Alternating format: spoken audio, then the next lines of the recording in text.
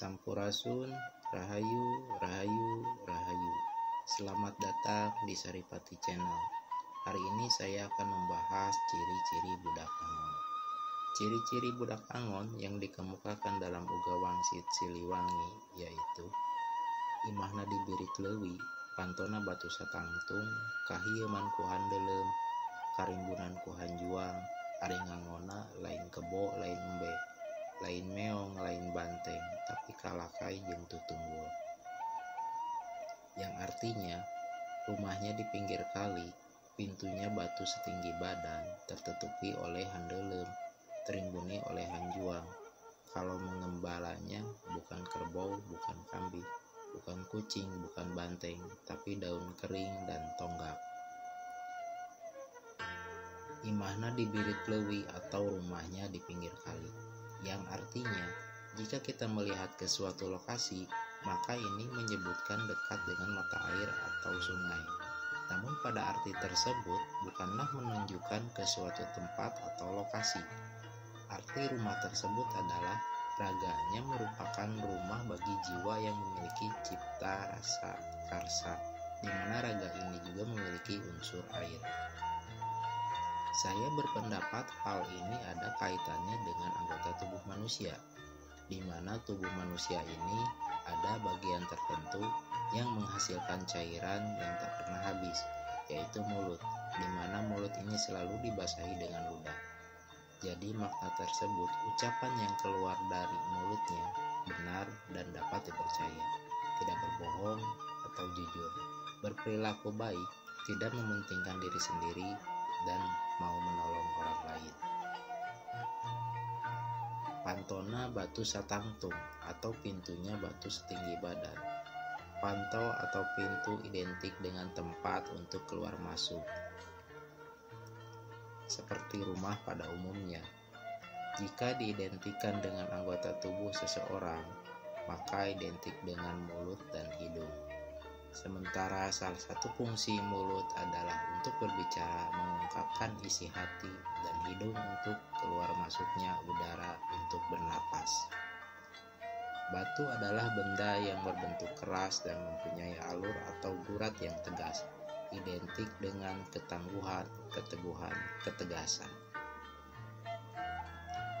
Batu satangtung atau batu setinggi badan mengidentikan sesuatu yang tingginya menyamai tubuh manusia. Menurut pendapat saya, batu satangtung adalah tubuh manusia. Jadi kesimpulan perumpamaan atau siloka dari pantona batu satangtung menurut saya adalah apa yang keluar dari mulutnya melambangkan isi hati yang tegas dan teguh pendiriannya, mampu memberikan pencerahan kepada semua orang, serta apa yang diucapkannya itu benar, terukur oleh semua orang dan mudah dipahami. Kahieman ku handelem, yang artinya tertutupi oleh handelem. Dalam bahasa Sunda, handelem adalah nama tumbuhan yang mempunyai daun berwarna merah keunguan atau daun ungu. Tumbuhan ini suka dibuat pagar hidup di pekarangan, sebab dipercaya ada manfaatnya. Pekarangan yang ditanami oleh handelem akan terlihat penuh misteri, seram atau angker, dan seperti ada penunggunya. Jadi menurut saya, siloka dari kahieman ku handelem adalah sosok budak Angon tersebut penuh misteri dan berwibawa. Sosok budak Angon ini juga terkesan menyeramkan, akan tetapi sangat baik sekali. Semua orang yang membuat angkara murka akan ketakutan saat melihatnya, dan ditakuti oleh para pihak yang akan mencuri kekayaan bangsa ini. Karimbunan ku hanjuang. Karimbunan ku hanjuang adalah terimbuni oleh hanjuang, sama halnya dengan handelem. Hanjuang juga nama sebuah tumbuhan, berdaun lebar dan panjang. Daunnya ada yang berwarna hijau dan ada juga yang berwarna merah. Daun yang berwarna merah suka disebut hanjuang siang. Dalam istilah Sunda, hanjuang suka diidentikan dengan berjuang atau perjuangan.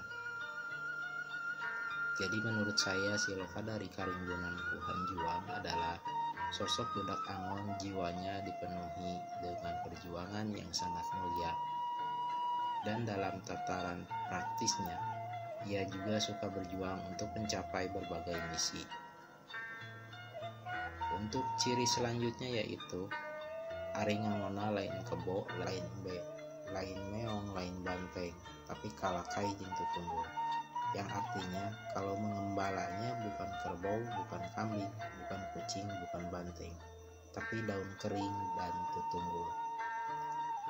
Tutunggul artinya pangkal pohon yang akarnya masih tertanam di dalam tanah. Ngangon yang asal katanya dari angon atau nguput. Jadi ngangon yang artinya dalam bahasa Indonesia memelihara. Lalu memelihara apa? Menurut pandangan saya, ngangon ini memiliki arti memelihara kehidupan, kebaikan, dan kedamaian. Karena memelihara kehidupan antar sesama manusia, alam semesta, dan lain-lain itu sudah menjadi kewajiban manusia.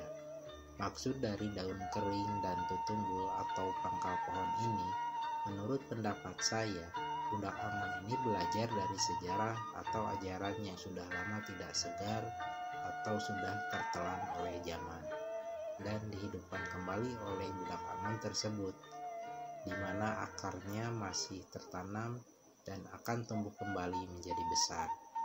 Jika kita simpulkan, ada sebuah ajaran yang sifatnya universal untuk mencerahkan manusia dan masih dipegang baik oleh budak Angon tersebut, sehingga mampu tumbuh kembali. Ayeuna mah siar ku dia eta budak Angon, jig gerana rindak tapi ulah meuli ka tukang. Yang artinya sekarang cari olehmu budak Angon itu, ayo cepat bertindak, tapi jangan menoleh ke belakang. Dari kalimat tersebut ada kata perintah menyuruh kita bertindak cepat mencari budak Angon tersebut. Menurut saya kita harus mencari ke dalam diri kita sendiri. Kenapa harus bertindak cepat? Karena ini menyangkut dengan alam semesta. Nah, lalu siapa budak Angon itu? Menurut pendapat saya, budak Angon bisa diartikan banyak, tidak menunjukkan untuk satu orang, dan siapapun bisa menjadi bagian dari budak Angon tersebut. Lalu, kenapa ada himbauan jangan melihat ke belakang? Karena sudah saatnya kita semua bertindak. Akan terlalu lama jika melihat ke belakang tanpa tindakan yang nyata. Sekian video dari saya, mohon maaf apabila ada salah kata dalam video ini. Semoga Tuhan Yang Maha Esa memaafkan segala kesalahan kita, selalu memberikan kita keselamatan dan kemudahan. Terima kasih telah menonton video ini. Jangan lupa subscribe, like, komen, share, dan nyalakan loncengnya.